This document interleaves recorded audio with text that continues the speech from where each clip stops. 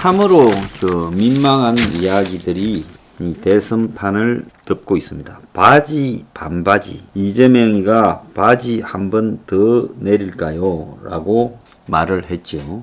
지난 6일날 TV 토론회에서 이낙연, 정세균, 박용진이가 김부성과의 스캔들 논란을 이재명에 대해서 해명하라고 요구하니 이재명이 제가 바지를 한 번 더 내릴까요? 라고 발언을 했습니다.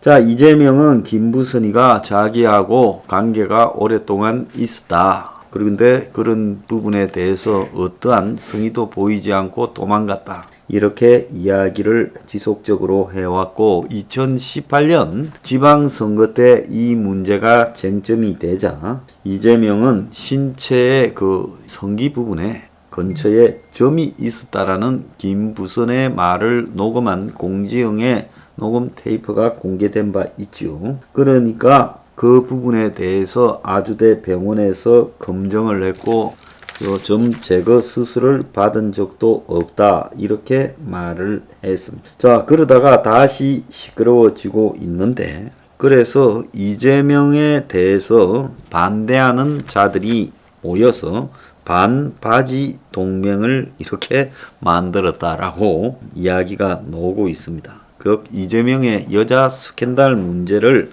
검증하겠다라는 거죠. 자, 이 반바지 동맹 그리고 이재명의 내가 바지를 한 번 더 내릴까요? 참 민망한 일이 아닐 수 없습니다.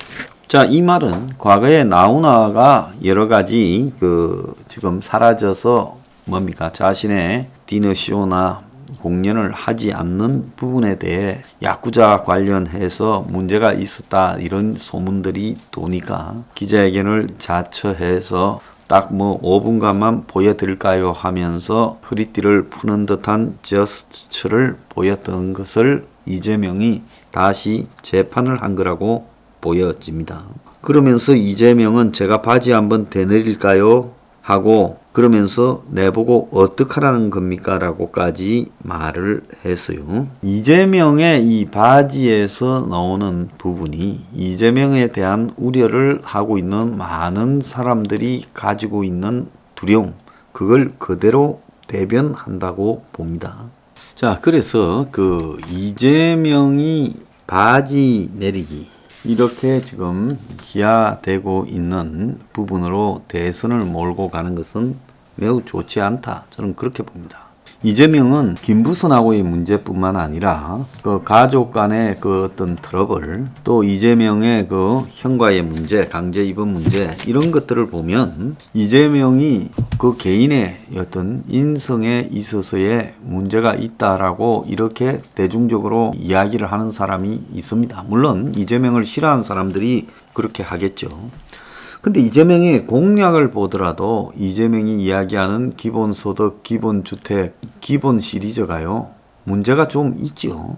왜 문제가 있느냐. 현실에서 그렇게 하는 것이 과연 국가적으로 도움이 되겠나는 부분, 또 현실에서 무슨 돈으로 하느냐는 부분, 또 그것이 별 실효성이 있겠냐라는 부분에 대한 진지한 고찰과 논의가 되지 않은 채 지르고 보는 식으로 한다는 겁니다. 파퓰리즘이 다 나쁜 게 아니라 정치가 대중의 성향을 못 따라갈 때 대중이 파퓰리즘으로 기울면서 기선의 기득권 정치를 무너뜨릴 수 있지만은 이재명은 다른 하는 걸 보면 기득권 정치인처럼 움직이면서 실제로 그의 구호를 이 파퓰리즘으로 대중에 앞서서 선동해 가고 있다라는 부분에서 저게 문제가 좀 심각하다는 거예요.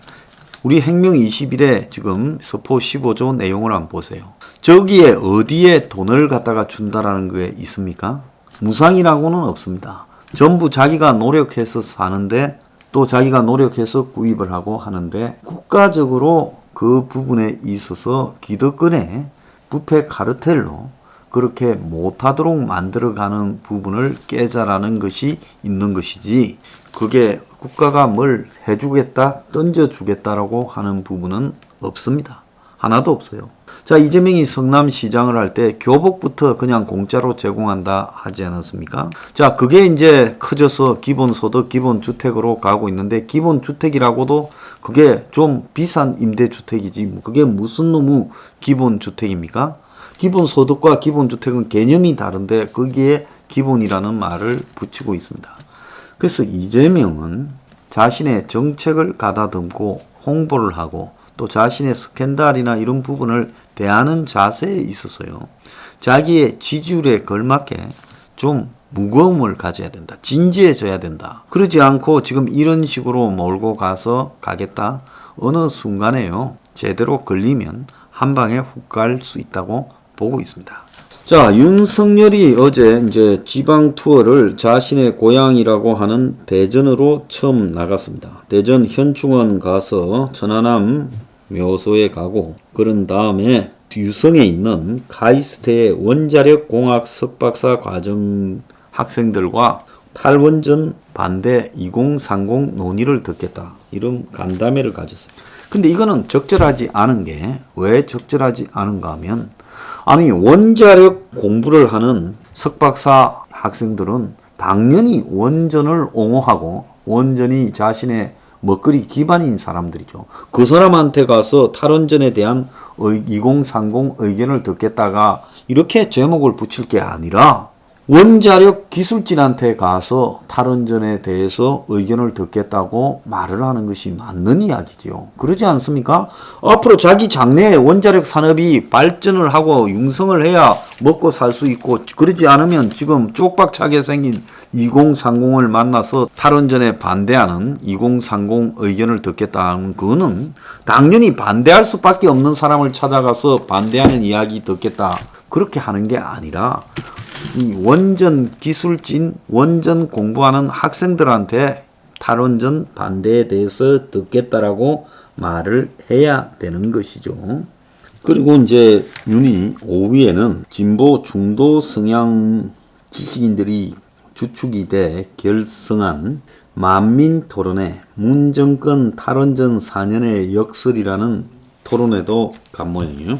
자, 이 토론회 갔다가 거기에 이제 호프집에서 열린 모양인데, 호프집 주인이 신고를 해가 너무 많은 기자와 사람들이 몰리니까 경찰이 출동하기도 했다. 지금 이런 이야기까지 있습니다.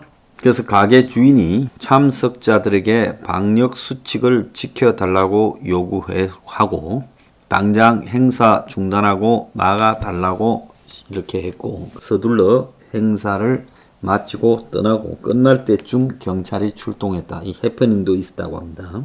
자, 그리고 윤이 또 전날에는 총장 사퇴한 이유가 월성 1호기 경제성 조작 사건 수사로 굉장한 압력을 받았기 때문에 그렇다라고도 이야기를 했습니다. 저도 개인적으로 문가리식의 탈원전은 반대하는 사람입니다. 그렇지만 원전 만세다고 하는 것도 위험할 수 있어서 조심을 해야 된다라고 하는 시각을 가지고도 있습니다. 그래서 현재는 탈원전이 저런 식으로 가서는 안 되고 원전을 유지하면서 안전성에 만전을 기하면서 점차적으로 원전의 비중을 줄여가야 된다 생각하는 사람입니다. 그런데 윤석열이 숱한 아젠다를 두고 첫 번째로 원전을 택한 부분, 흔히 기득권 보수에서 원전 문제를 굉장히 강하게 주장하고 특히 이명박 정권과 가까웠던 기득 보수가 더 주장을 합니다. 그런데 실제 서민의 입장에서 봤을 때는 원전도 필요하고 중요하지만은 서민의 삶이 문제가 되는 주거 문제가 더 중요하다고 보고 있습니다.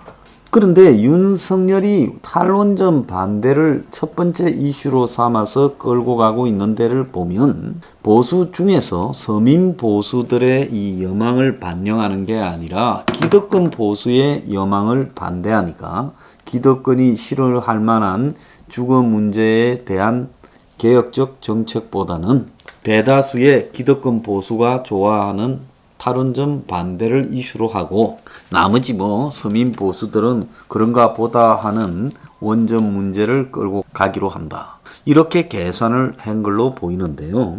제가 윤한테 끊임없이 제기하고 있는 문제는 그가 기득권 보수의 수구 보수에 포획되어서 움직이고 있는 듯한 방향이 너무 확연히 드러난다는 겁니다. 정치가 노골적으로 드러나는 것도 감추어 가면서 할 줄 아는 게 정치의 본질인데요. 시작부터 그렇게 가다가 나중에 뒷감당을 어떻게 하게 될지 제가 참으로 걱정입니다. 이재명의 바지 한번 더 벗을까요? 라고 이야기하는 저런 이 날선 생경함, 천박함, 또 윤석열의 지금 원전을 이슈로 끌고 가는 기득권 보수 지향성, 이 두 가지가요 지금 1, 2 후보들한테 나타나고 있는 문제다, 이렇게 생각합니다.